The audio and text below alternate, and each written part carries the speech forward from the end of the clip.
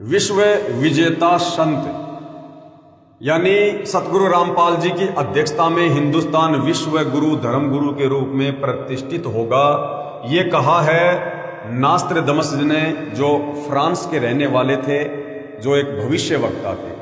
तो फ्रांस के भविष्य वक्ता नास्त्रदमस जी ने वर्तमान समय को लेकर और सतगुरु रामपाल जी को लेकर क्या कुछ भविष्यवाणी की है, उस पर यहाँ पर प्रकाश डाला जा रहा है, ताकि आप और हमें विश्वास हो कि वास्तव में आने वाले समय में भारत देश जो विश्व गुरु बनेगा, धर्म गुरु बनेगा, जगत गुरु बनेगा, सोने की चिड़िया बनेगा। सोने की चिड़िया बनने का मतलब है भारत देश खुशहाल होगा। तो किसकी अध्यक्षता में होगा? नास्त्रदमस जी ने क्या कुछ कहा है? विश्व विजेता संत यानी अपने आध्यात्मिक ज्ञान के चलते और अपनी अद्भुत शक्ति के चलते जो है भारत सतगुरु रामपाल जी के माध्यम से विश्व विजेता होगा।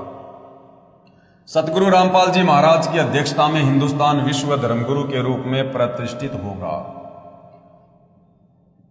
सतगुरु रामपाल जी के विषय में नास्त्रदमस की भविष्यवाणी। फ्रेंच, जिसको फ्रांस भी कहते हैं, फ्रांस देश के नास्त्रदमस नामक प्रसिद्ध भविष्य वक्ता ने सन ईस्वी 1555 में 1000 श्लोकों में भविष्यवाणी की सांकेतिक सत्य भविष्यवाणियां लिखी हैं। 100 श्लोकों के 10 शतक बनाए हैं, जिनमें से अब तक सभी सिद्ध हो चुकी हैं। हिंदुस्तान में सत्य हो चुकी भविष्यवाणियों में से नास्त्रदमस ने अभी तक जो जो भविष्यवाणियां की थी वो सच साबित हुई हैं, और भारत देश को लेकर नास्त्रदमस ने क्या क्या भविष्यवाणियां की थी वो भी सच हुई हैं। और वर्तमान समय के लिए जो भविष्यवाणियां उन्होंने की हुई हैं, जो सतगुरु रामपाल जी पर ही सटीक उतरती हैं, वो भी सच होंगी। तो भारत देश के विषय में उन्होंने लगभग 400-500 साल पहले क्या क्या भविष्यवाणियां की थी। नंबर 1, उन्होंने इंदिरा गांधी जी को लेकर भविष्यवाणी की। भारत की प्रथम महिला प्रधानमंत्री बहुत प्रभावशाली व कुशल होगी। यह संकेत स्वर्गीय श्रीमती इंदिरा गांधी की ओर है तथा उनकी मृत्यु निकटतम रक्षक द्वारा होना लिखा है, जो सत्य हुई। यानी नास्त्रदमस जी ने कहा था कि भारत की जो प्रथम महिला होगी प्रधानमंत्री, वो बहुत ही ज्यादा प्रभावशाली होगी और वो विवेकी होगी, और उसकी मृत्यु उसके बॉडीगार्ड के द्वारा होगी, उसके निकटतम अंगरक्षक के द्वारा होगी। और भाई और बहनों, ऐसा ही हुआ। इंदिरा गांधी जी की हत्या उनके बॉडीगार्ड के द्वारा ही हुई। तो नास्त्रदमस की भविष्यवाणी बिल्कुल सत्य साबित हुई। नंबर 2, उसके पश्चात उन्हीं का पुत्र यानी इंदिरा गांधी जी का पुत्र उनका उत्तराधिकारी होगा, यानी वो प्रधानमंत्री होगा, और वह बहुत कम समय तक राज्य करेगा तथा अचानक मृत्यु को प्राप्त होगा, जो सत्य सिद्ध हुई। क्योंकि पूर्व प्रधानमंत्री स्वर्गीय श्री राजीव गांधी जी वो इंदिरा गांधी के बड़े बेटे थे, और थोड़े समय उन्होंने राज्य किया, उसके बाद उनकी एक बम ब्लास्ट में हत्या कर दी गई।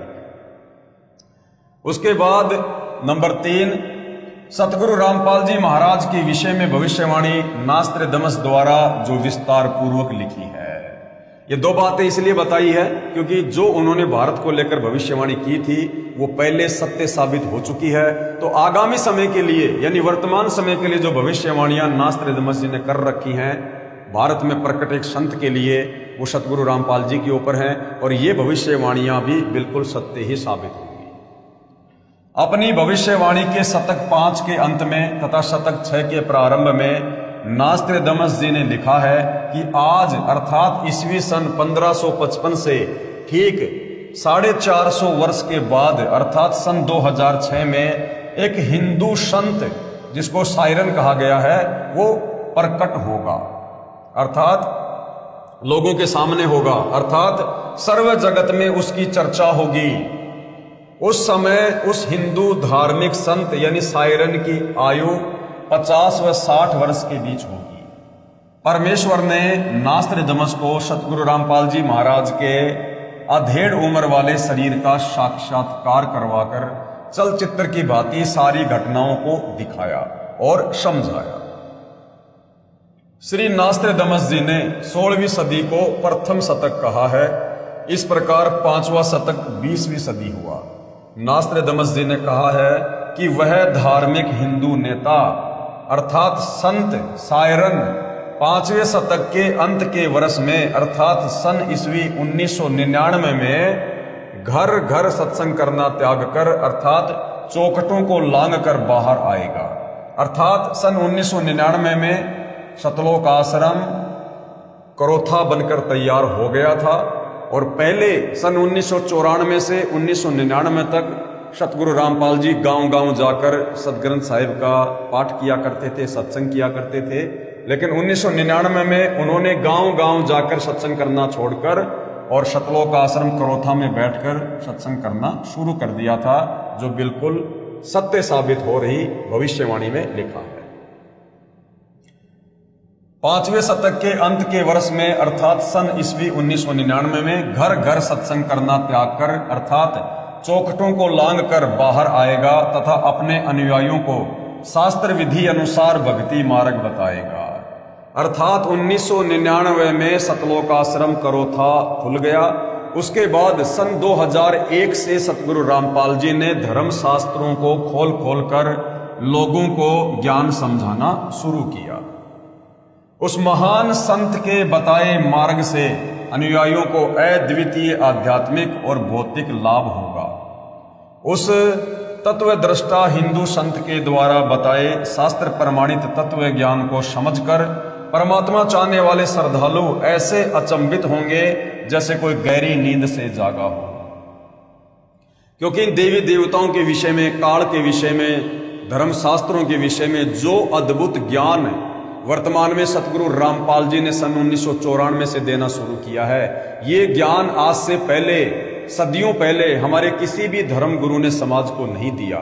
जो हमारे धर्म शास्त्रों में छुपा हुआ था और जिसके विषय में आत्मा सदियों से जानना चाहती थी लेकिन कोई बता नहीं पा रहा था। तो जैसे ही अब सतगुरु रामपाल जी ने सन 1994 में अपने यथार्थ 13वें कबीर पंथ की शुरुआत की, 1999 में सतलोक आश्रम करोथा खुला और सन 2001 से जैसे ही सतगुरु रामपाल जी ने गीता, वेद, कुरान, बाइबल, गुरु ग्रंथ साहिब इनसे सृष्टि रचना को प्रमाणित किया, तत्व ज्ञान को जो है वो प्रमाणित किया, इन शास्त्रों को दिखा दिखाकर उन्होंने लोगों को समझाना शुरू किया, तो अपने ही धर्मशास्त्रों में छुपे गूढ़ रहस्य को देखकर लोग दांतों तले उंगली दबाने लगे कि ऐसा निर्मल ज्ञान हमारे धर्मशास्त्रों में, हमारे घर में, और ये हमारे घर के मुखिया अर्थात ये धर्म गुरु हमें निष्कर्ष निकालकर नहीं बता पाए, नहीं समझा पाए।